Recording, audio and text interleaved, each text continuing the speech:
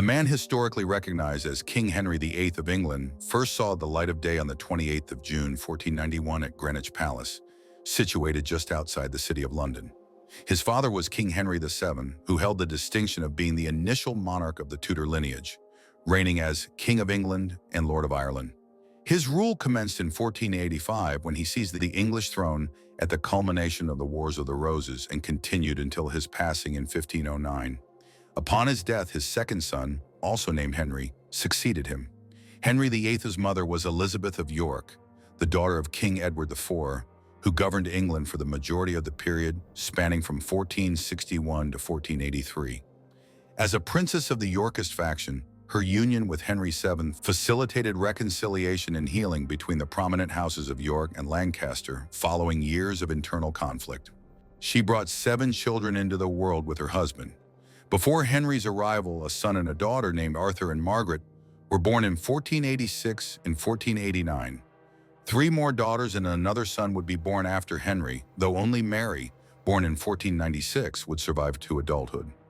Elizabeth, Edmund, and Catherine all succumbed to illness during infancy or their early childhood years. Being the second son of his parents, Henry was never intended to become king. This responsibility was expected to fall upon his elder brother Arthur, the Prince of Wales. Consequently, Henry's upbringing cast him in the role of the royal spare rather than the heir. He received instruction from several tutors at Eltham Palace, where he was raised. These tutors imparted knowledge in grammar, rhetoric, history, philosophy, logic, arithmetic, and various languages including French, Spanish, Italian, Latin, and Greek. Henry demonstrated a similar aptitude for both athletic pursuits and music. It was said that he composed his own music at different points throughout his life.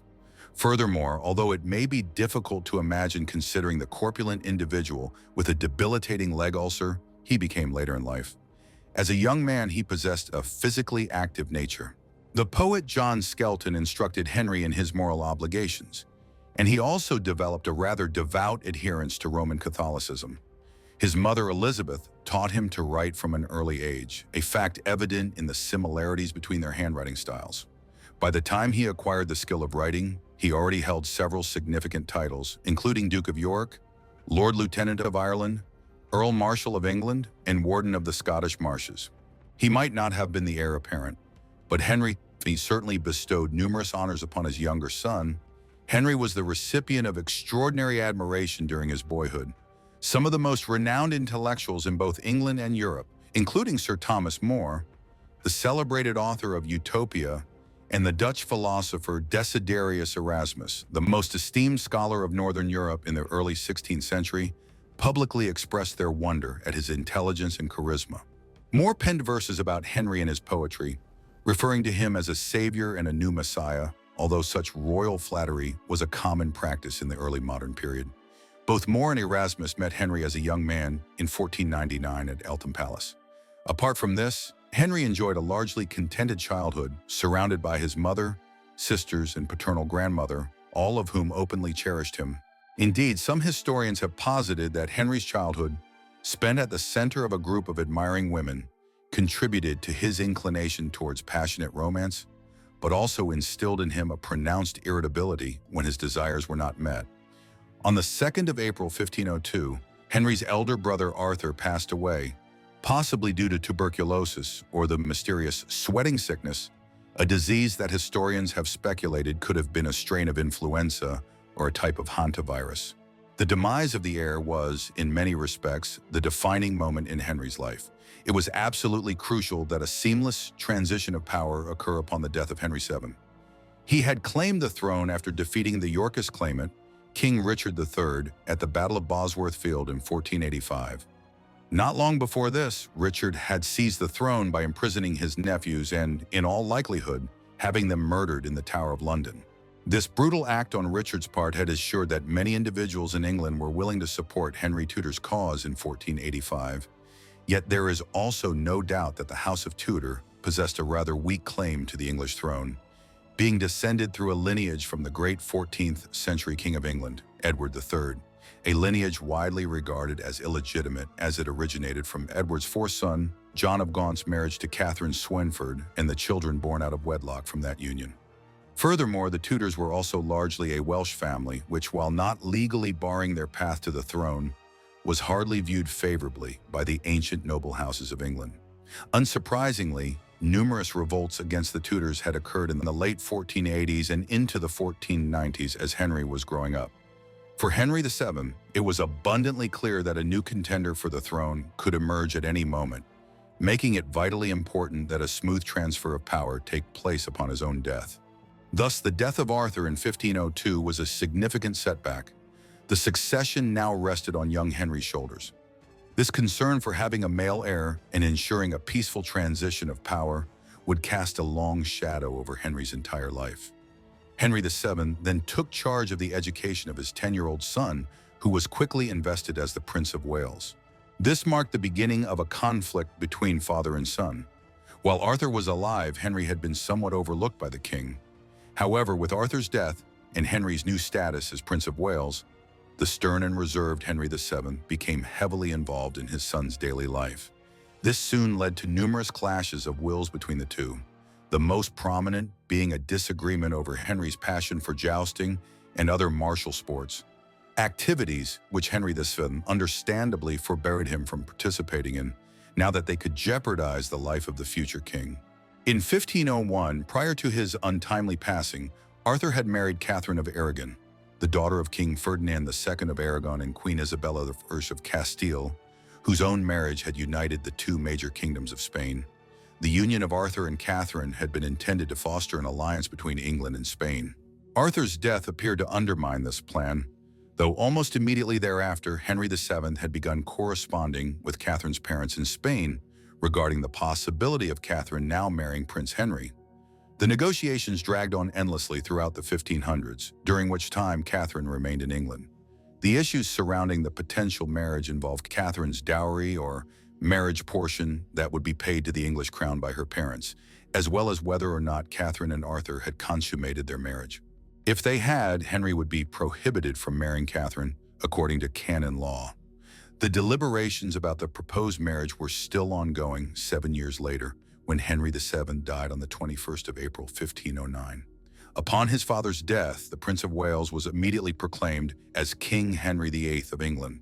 An atmosphere of hope and joy permeated the nobles, courtiers, gentry, and commoners alike throughout England, and many predicted the dawn of a golden age for England as the tall, athletic, and handsome Henry, with his intelligence, charm, and humor, ascended the throne at the age of 17. He would soon be wed. Only 3 weeks after his father's death, on the 11th of June 1509, Henry married Catherine in a brief private ceremony at the Church of the Observant Friars, just outside of Greenwich Palace. She was 6 years his senior, and there were lingering concerns about the validity of the marriage under canon law, but a papal dispensation was granted to allow it to proceed. Despite the contentiousness it would later become, Henry and Catherine's marriage was initially a happy one. He genuinely respected her, likely more so than any of his subsequent wives. For her part, Catherine was a devoted spouse, even long after Henry had ceased desiring her to be. 2 weeks after the royal wedding, on the 24th of June 1509, Henry and Catherine were crowned King and Queen of England in Westminster Abbey. The Archbishop of Canterbury, William Warham, anointed the royal couple with holy oil and crowned them both to cries of Vivat, Vivat Rex, or Long Live the King. It was the last instance of a joint coronation of a king and queen in England for nearly 2 centuries. As most of the 6 monarchs who followed were unmarried at the time of their coronation, following the initial ceremony, 2 days of feasting and armed tournaments ensued, including the jousting competitions of which Henry's father had so disapproved. The early years of Henry's reign were prosperous. The court was deliberately modeled after those of the warrior kings of the medieval era, and Henry and his courtiers enjoyed both observing and participating in the frequent rounds of jousts and tournaments. Unlike his father, the new monarch spent lavishly on clothing, jewels, and fine furnishings, while the most opulent foods were served daily, often with as many as 7 courses at mealtimes.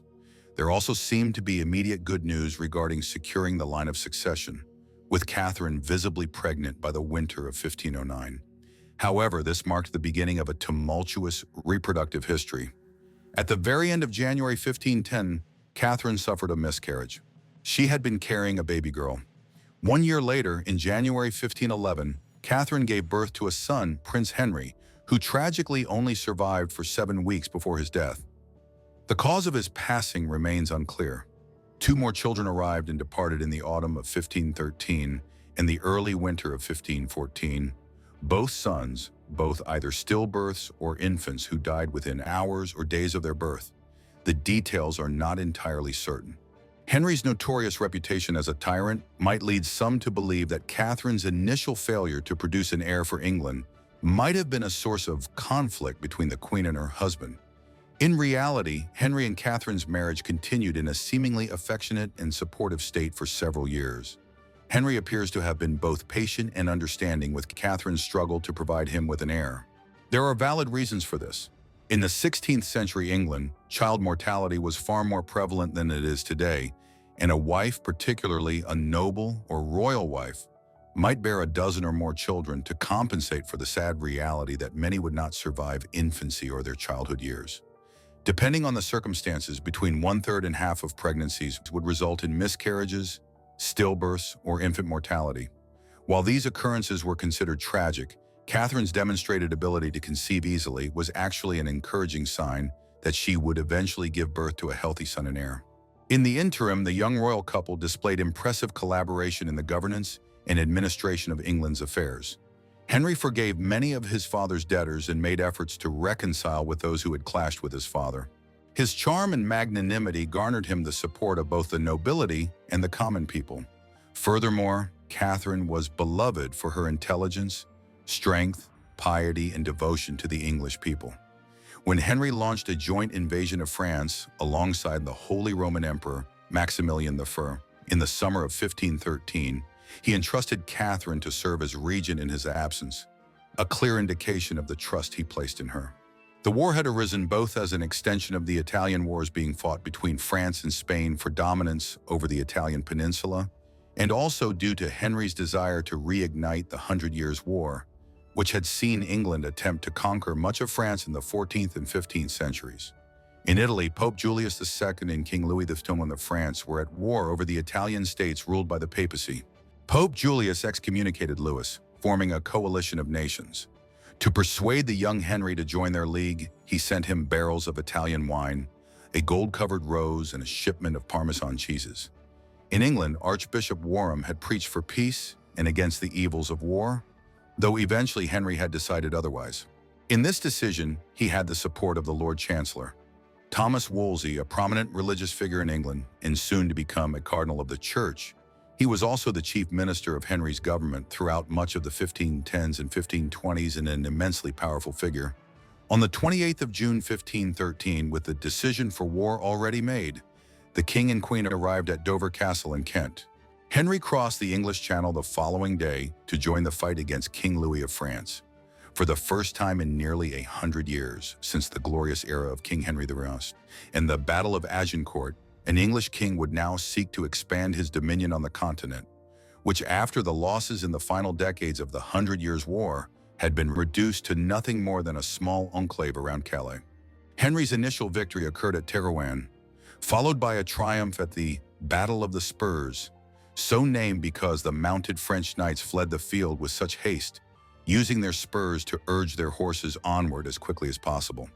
While Henry pursued his aspirations of English military glory in France, Catherine was occupied with confronting an invasion of England by the Scots, the perennial allies of the French under King James IV. Within 2 months of Henry's invasion of France, King James invaded England in support of his French allies. However, Catherine proved equal to the challenge in Henry's absence. Catherine was personally involved in the military mobilization and strategy for England's defense, when the English forces, heavily composed of longbowmen and led by Thomas Howard, the Earl of Surrey, defeated the Scots at the Battle of Flodden on the 9th of September 1513.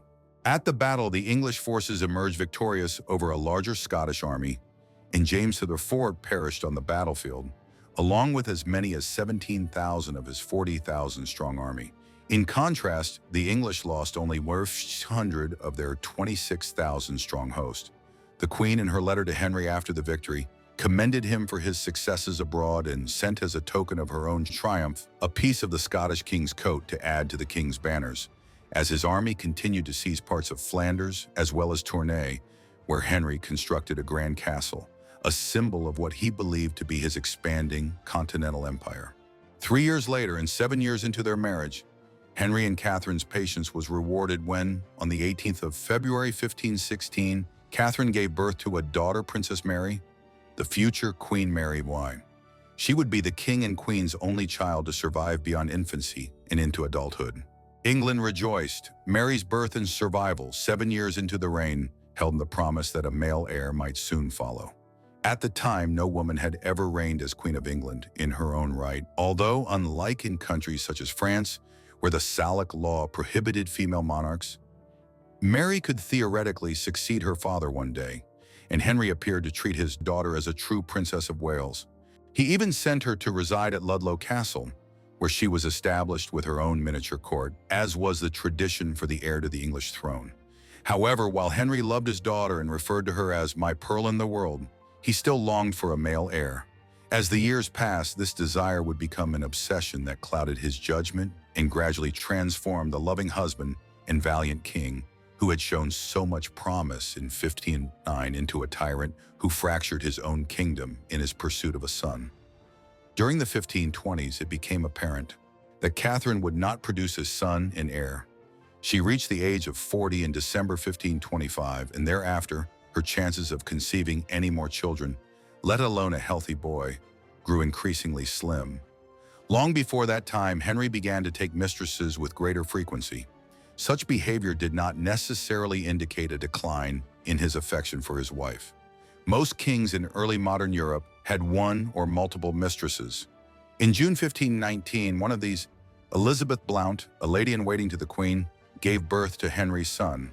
The king acknowledged the boy as his own child, and he was named Henry Fitzroy, Henry after his father, while Fitzroy literally means son of the king. Henry bestowed considerable attention and titles upon his son, but under English law he was illegitimate and could not inherit the throne. Still, with the birth of Henry Fitzroy, Henry had proven his ability to father a son. While the king never openly blamed Catherine for her perceived failure to produce a boy, the years following the birth of his illegitimate son witnessed a gradual deterioration in Henry and Catherine's previously harmonious relationship.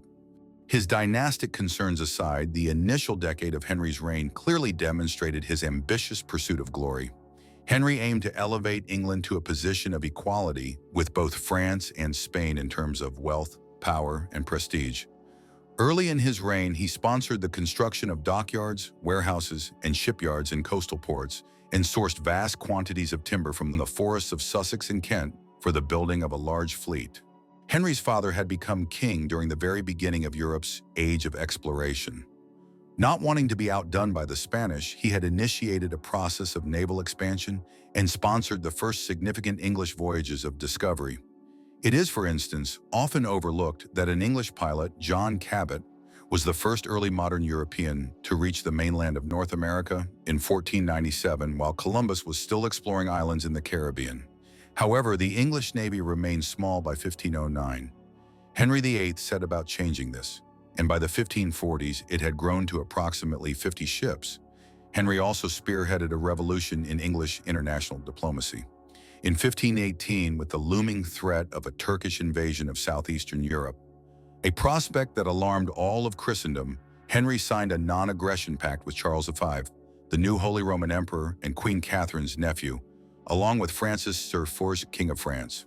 The agreement marked the beginning of several summits that took place over the next 2 years between the three European powers, largely planned and orchestrated by Henry's chief minister, Cardinal Wolsey.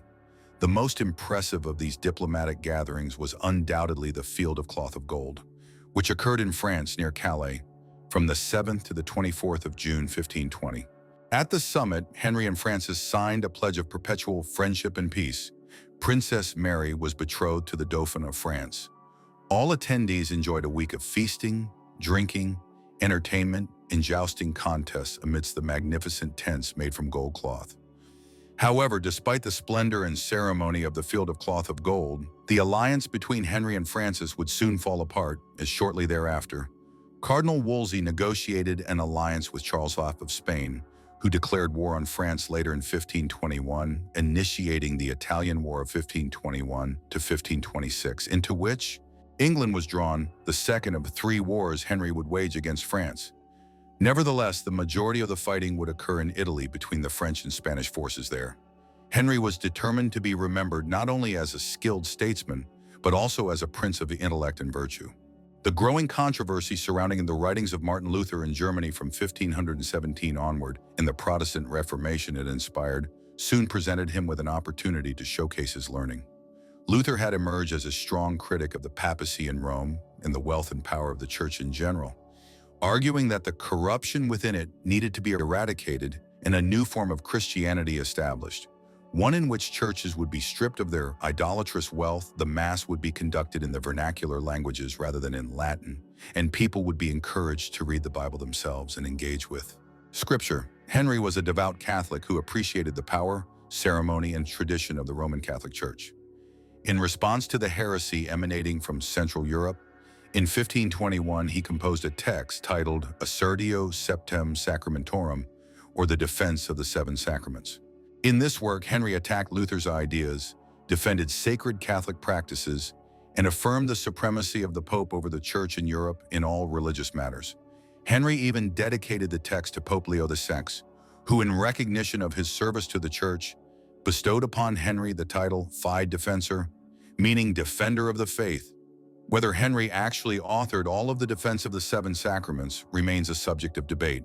Thomas More may well have assisted him and certainly provided feedback on drafts of the text. By the mid-1520s, Henry's marital situation was becoming increasingly tense. He was no longer the popular teenage king, but was still a relatively young man in his 30s.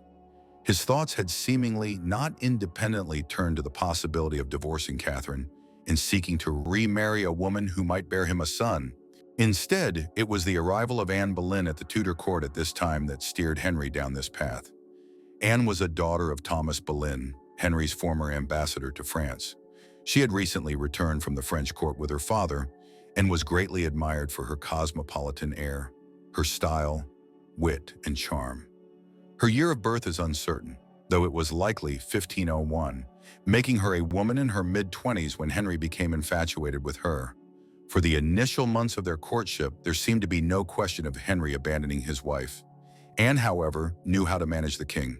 She refused to become his mistress as long as he remained married, insisting that she would only commit in such a way to her future husband. Over time, Henry became increasingly obsessed, and his letters to Anne, some of which still exist, are filled with passionate declarations of his love and desire for her. Generally, Anne Boleyn has been portrayed as a scheming political opportunist who usurped Queen Catherine's rightful position. However, there is no evidence that she initially encouraged Henry's interest in her. Rather, she reportedly made a sudden departure from court in the spring of 1527, returning to her family's home at Hever Castle. While some might accuse her of engaging in skillful manipulation, it seems unlikely that a young woman like Anne from a respectable but hardly powerful family could have imagined that she would become anything more than Henry's temporary mistress.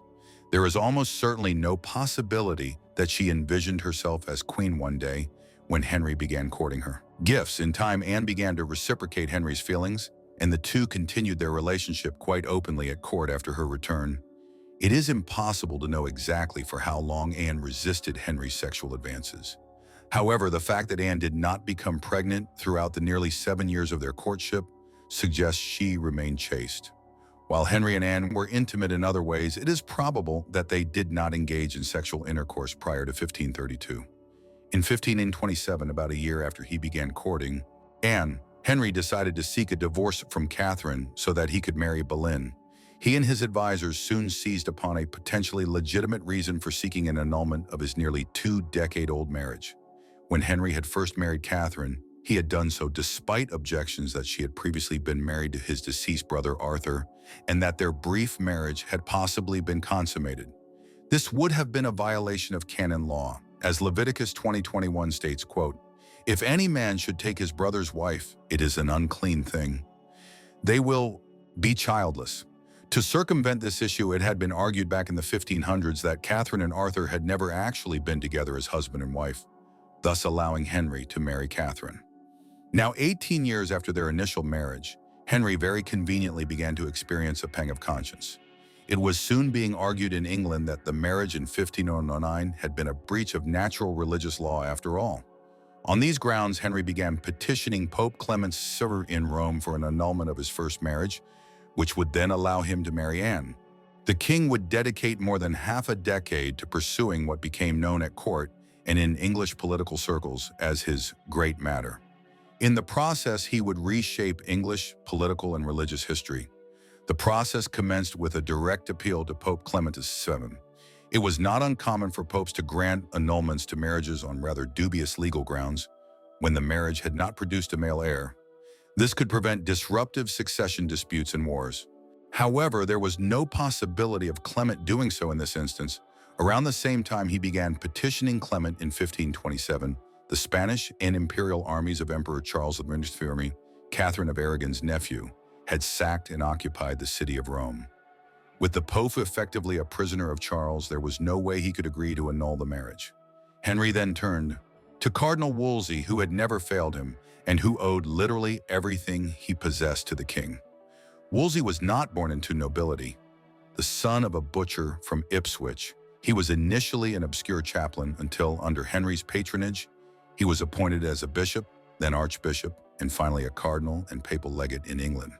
To Wolsey would fall the responsibility in the late 1520s of resolving the king's great matter. Wolsey had not only served as Henry's Lord Chancellor, he had also been his mentor. However, his eventual failure to secure the desired divorce would lead to his downfall. The cardinal, working with Cardinal Campeggio, a special legate appointed by the Pope, established a legatine court to adjudicate Henry's great matter. However, the court was unable to reach a decision and instead ruled that the issue should be resolved by the College of Cardinals in Rome.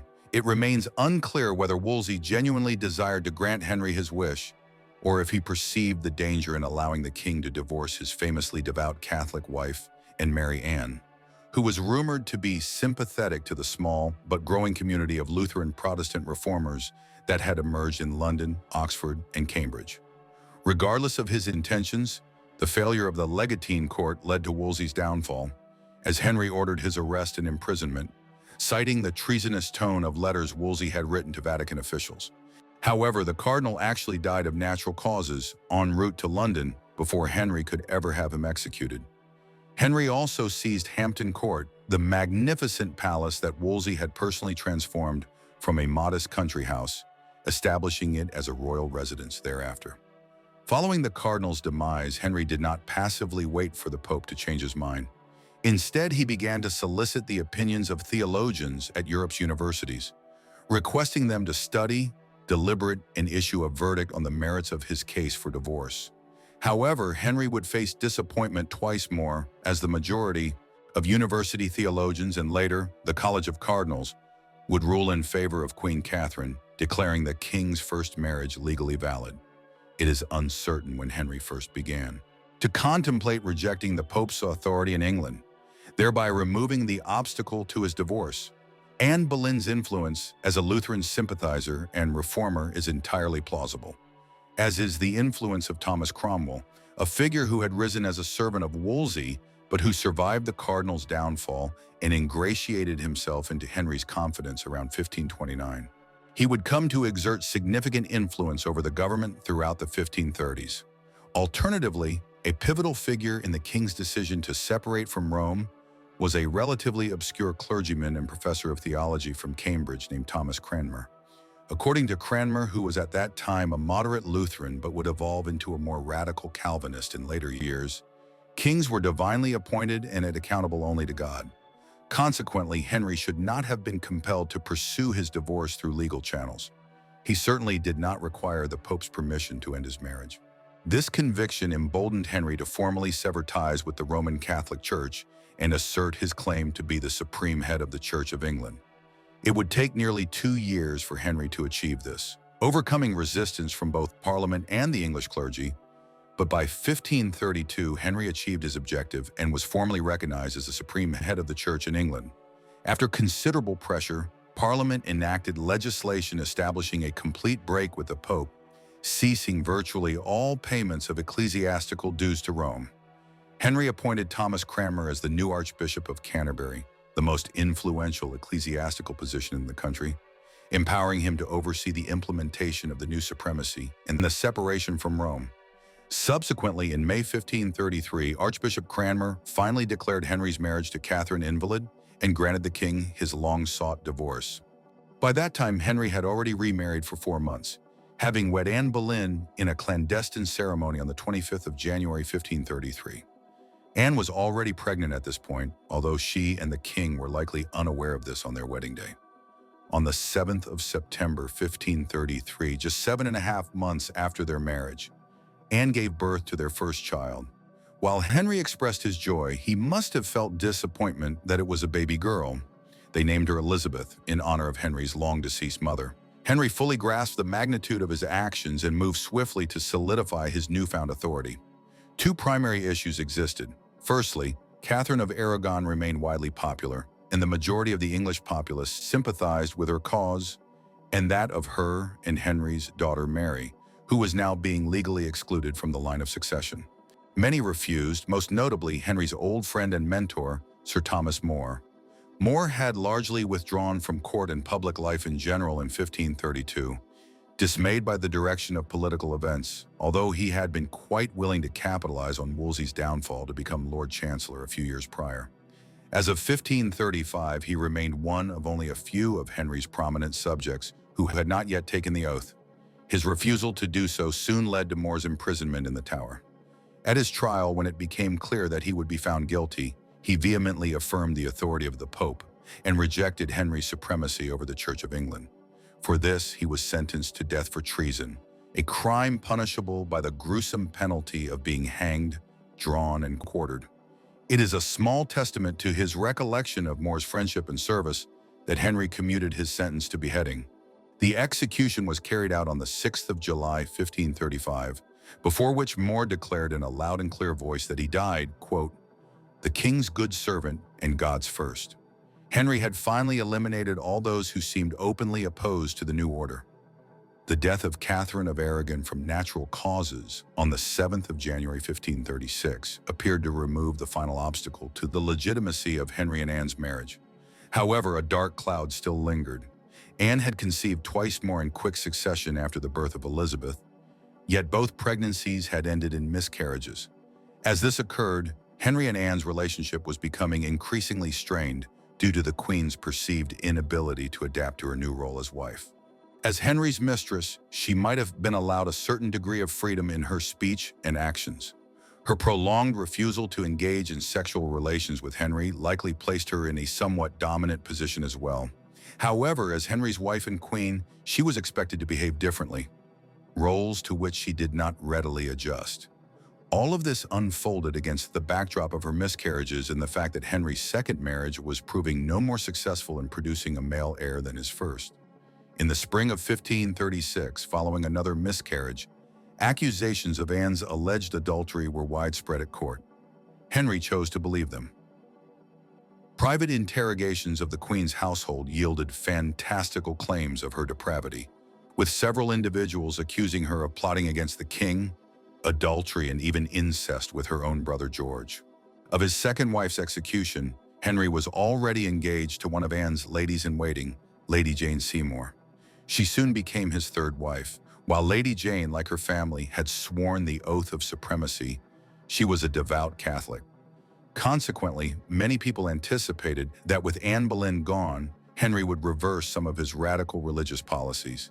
However, the reforms, if anything, accelerated, and Henry instructed Thomas Cromwell to initiate the dissolution of England's monasteries around this time. In 1536, abbeys, shrines, and monasteries throughout England and Wales were suddenly brought under state ownership. The dissolution of the approximately 800 monasteries was undertaken for 2 primary reasons. Firstly, the Protestant reformers, who had managed to gain positions of power in England during the early 1530s under the guise of assisting the king in his great matter, were opposed to monasticism in general. Protestants viewed the religious orders as worldly organizations that had aided the Pope in corrupting the Word of God and argued that monasticism lacked any basis in religious doctrine. Secondly, the king was convinced that dissolving the monasteries was a beneficial idea because it would generate an absolutely enormous financial windfall as their valuable books, gold chalices, and other precious items were sold off along with their lands. With this money, Henry speculated, he could settle his debts and launch a new war with France, the rightful duty of any English monarch. The dissolution was not implemented without resistance. In the autumn of 1536, a massive uprising erupted in the north of England. This became known as the Pilgrimage of Grace. Henry only managed to quell it through attempts at appeasement, followed by brutal reprisals. Marching in the name of the king, carrying banners depicting the 5 wounds of Christ, the rebels demanded the restoration of the abbeys, the revival of sacred Catholic ceremonies, and the dismissal of the king's devious ministers who had led him astray in recent times. The rebels numbered an incredible 40,000 strong, the largest army seen on English soil during the Tudor era. To appease the mob, Henry initially promised them pardons if they dispersed and ended their rebellion. However, when further disturbances broke out, Henry unleashed a brutal suppression, and hundreds of rebel leaders were arrested and executed. Indeed, even his own family was not spared Henry's wrath, as when the wife who replaced Anne Boleyn, Jane Seymour, pleaded with him on her knees to restore the abbeys, he exploded with, quote, "Get up, do not presume to meddle in my affairs. Remember, Anne." The desecration of the monasteries continued apace for another 4 years. The confiscated wealth briefly made Henry one of the wealthiest monarchs in Europe. While internationally, England was viewed as a pariah state by many, a country that had adopted the hated Protestant faith, the emergence of which was leading to religious wars and inquisitions all over Europe. Henry, however, remained unperturbed. Instead, the king resolved to use his newly acquired fortune to bolster the country's defenses, ordering the construction of hundreds of forts and gun emplacements along the English coast, the materials for which often came from the monasteries and abbeys themselves, transforming England into a veritable island fortress in the process. This, combined with the growing English navy, formed the foundation for English defensive and offensive strategies for many years to come. Between 1536 and 1539, Henry was also persuaded by Cranmer and others to pursue additional measures to reinforce the new religious landscape of England. For instance, the 10 Articles of Faith were published in 1536. An English translation of the Bible appeared in 1537, as well as the Institution of the Christian Man, colloquially known as the Bishop's Book. By 1539, it was evident to Henry that the theological and doctrinal differences between Catholics and Protestants had solidified, and the situation had become even more complex. Henry recognized that preserving his supremacy and ensuring peace in religious life would require uniformity. If he could not simply declare it, he would have to impose it by law. Thus, Henry first established a special committee of clergymen to deliberate on 6 doctrinal questions, the answers to which would form the fundamental articles of faith for the Church of England. Naturally, the committee understood what was expected of them, and they produced 6 articles of faith that essentially preserved the Catholic doctrines and observances with which Henry and many other conservatives in England were comfortably familiar. English Protestants were crushed, and it seemed that the only aspect of Catholic doctrine that the 6 articles had omitted was allegiance to the Pope. This was the essence of the Henrician Reformation, creating a Catholic Church where Henry, rather than the Pope, held the leadership. These religious shifts in turns necessitate further explanation. Here in 1539 and 1540, there appeared to be a swing back towards Catholicism. The reason for this was that Henry was never a Protestant. A doctrinal Catholic, he had permitted some Protestant reformers to gain positions of authority within the English Church in the early 1530s because they had facilitated his divorce. Subsequently, he had allowed them to continue introducing a moderate form of Lutheranism in the mid-1530s as they enriched him through their proposal to dissolve the country's religious houses. However, by the end of the decade, as the Protestant faction had nothing further to offer him, he reacted against the earlier reforms and essentially reinstated Catholicism, albeit while maintaining the separation from Rome and his own supremacy over the Church of England. This final shift in 1539 and 1540, and he remained unconscious for several hours. Upon regaining consciousness, he would discover that his life had irrevocably changed. His accident had reopened an old wound on his leg, which over time became increasingly ulcerated. Part of the problem was that 16th century physicians believed that wounds should be left open to allow pus to drain, as its buildup, according to the humoral theory of medicine prevalent at the time, could cause illness. Many of the treatments Henry underwent over the remaining 10 years of his life likely did more harm than good, leading to increasing infections and inflammation. In an era before effective pain relief, his health issues contributed to a more somber, obese, and ill-tempered monarch, with the king consuming more alcohol to alleviate the pain in his leg and also experiencing a dramatic increase in weight. It is speculated that he weighed well over 300 pounds later in his life and had to be transported around court in a reinforced litter. Henry's marriage to Jane Seymour later that same year, and her pregnancy 7 months later, likely brightened Henry's hopes for the future. Henry and Jane had only been married for about 15 months when she gave birth to Prince Edward. This seemingly sealed all of Henry's long-held ambitions for a male heir.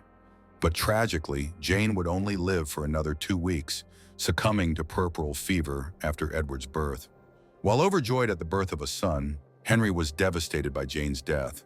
Whether it was because she had provided him with the male heir he had so long desired, or because their marriage had not lasted long enough for Henry's love to wane, the king entered a period of deep mourning and seclusion. He would not remarry for more than 2 years. However, both Henry and his courtiers understood that one son alone was insufficient to guarantee the security of the throne. After all, Henry himself had become king because his older brother had died prematurely. Thus, people soon began urging him to remarry and produce a spare heir. Henry's fourth wife was Anne of Cleves, a German princess and sister to the Duke of Cleves. Marriage negotiations were initiated as part of efforts to end England's international isolation by forging an alliance with the Schmalkaldic League, an association of small Lutheran principalities in Germany. Henry commissioned the renowned Tudor court painter Hans Holbein to travel to Germany and paint Anne's portrait. Upon receiving Holbein's depiction of her, Henry admired Anne's beauty and poise. But when she arrived in person to England, Henry expressed intense disappointment, verbally abusing Thomas Cromwell and exclaiming, "I like her not." Yet because he had already alienated predominantly Catholic Europe, Henry did not wish to offend his new German allies, and so he duly married Anne of Cleves on the 6th of January, 1540. But as the Catholic reaction against the Protestant reforms continued in the weeks that followed, Henry immediately began to seek ways to have the marriage annulled. "She has evil smells about her," Henry insisted after the wedding night, seemingly oblivious to his own stench from his ulcerated leg. He also claimed that the, quote, looseness of her breasts and other tokens indicated that she was not a virgin.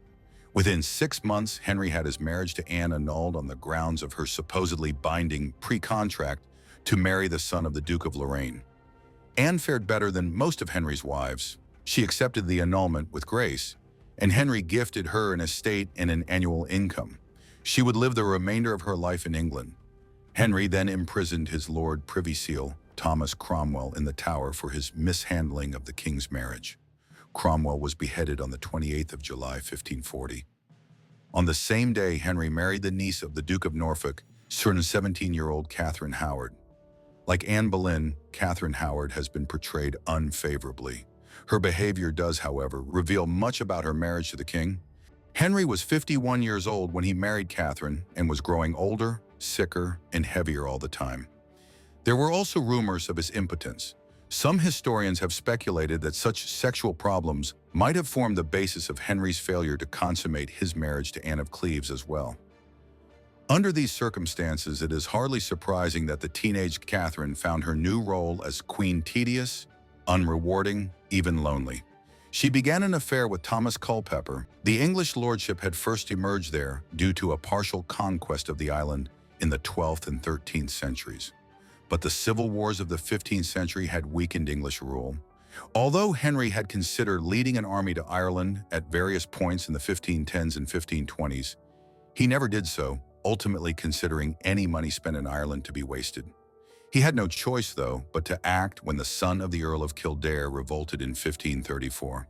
In the aftermath of this, a group of officials in Dublin convinced the government that a more interventionist program of gradual conquest of the independent Irish lordships was desirable to reaffirm English power in Ireland. Hence, in 1541, Henry became the first English king of Ireland when an act for the kingly title was passed through the Irish Parliament.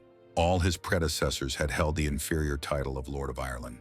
This ensured a commitment to expanding English rule on the island, and a major program of conquest and colonization would be initiated from 1546 onward, with significant consequences for the course of Irish history. On the 12th of July, 1543, Henry married his sixth and final wife, Catherine Parr. She was attractive, twice widowed, educated, and highly intelligent. The 31-year-old Catherine seemed a good match for Henry.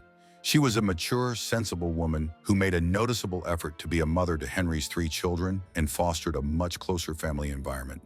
It was at this time that Henry decided to reinstate his daughters, Mary and Elizabeth, whom he had previously declared illegitimate, to the line of succession after his son Edward.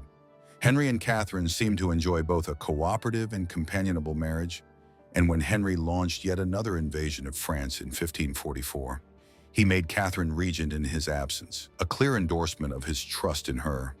While they appeared to be a good match, they did clash over religious matters. Catherine Parr was a committed Protestant reformer. She published no fewer than 3 books, all of which testified to her religious convictions. Her second book, Prayers and Meditations, published in 1545, was the first book published by an English queen in her own name. Her writings did not endear her to the more conservative religious elements at court, many of whose prejudices Henry himself shared. Catherine did not publish her third book, The Lamentation of a Sinner, until after Henry's death. The final major act of Henry's reign was his new war with France. This was again part of a larger conflict between the Spanish and Austrian Habsburgs and the French. It also became the most substantial of the 3 wars Henry fought against King Francis I of France. There were 2 key aspects to this. Firstly, Henry essentially squandered the entire enormous financial windfall he had received from the dissolution of the monasteries by sending an army to France, one that achieved nothing other than capturing the town of Boulogne south of Calais. It would be governed as a new English enclave there for a few years before being returned to the French. The second element of the war, which was in some ways more significant, became Henry's efforts to coerce the Scots into having their infant queen, Mary I, who had succeeded her father, James VIII, when she was just a week old in December 1542, marry Prince Edward. Henry's goal in pursuing what became known as the rough wooing was to attempt to unite Scotland under England by having the children of Edward and Mary one day rule over a united Britain. The war with the Scots was still ongoing when Henry died, and the rough wooing would ultimately fail, like virtually every other aspect of Henry's foreign policy during his long reign. By late 1546, Henry had become increasingly ill, and after making a few final adjustments to his will, he withdrew from public view into seclusion at Whitehall Palace. His condition deteriorated steadily throughout the month of January 1547, yet Henry's physicians were afraid to inform him of their strong suspicion that he was dying. On the evening of the 27th of January 1547, Archbishop Thomas Cranmer was summoned to hear Henry's last confession.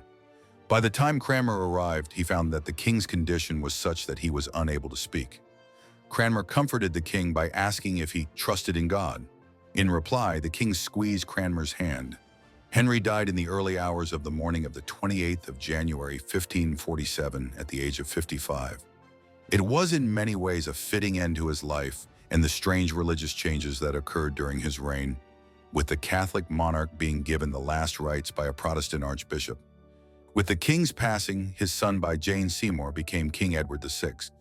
Clearly, as a 9-year-old, he would be unable to rule in his own right for several years. In the interim, his government would be dominated first by his uncle, Edward Seymour, Duke of Somerset, as regent until early 1550, and then by John Dudley, Duke of Northumberland, thereafter. The boy king was surrounded by Protestant reformers, and in the late 1540s, a much more thorough Protestant Reformation was initiated, one that saw English churches stripped of their wealth and idolatrous adornments, the Bible made widely available in English, and a new Book of Common Prayer issued as a way for English men and women to engage with God's Word directly. Archbishop Cranmer, whom Henry had elevated to such heights in the 1530s, was the architect of much of this. Ultimately, it was a short-lived effort at a radical, Calvinist Reformation, as Edward died in the summer of 1553 at just 15 years of age. A brief attempt by the Protestant party at court in the 2 weeks following the death of Henry's son to install Lady Jane Grey, a grandniece of Henry VIII, as Edward's successor proved unsuccessful. With this, Mary Tudor, Henry's daughter by Catherine of Aragon, ascended to the throne. Those present as Queen Mary was crowned at Westminster on the 1st of October 1553 must have wondered what Henry's actions had all been for. Here was his daughter by Catherine of Aragon being crowned as Queen of England after all. Yet 5 years later it made a kind of sense when Mary also died, and her half-sister, Elizabeth, daughter of Anne Boleyn, ascended as Queen Elizabeth.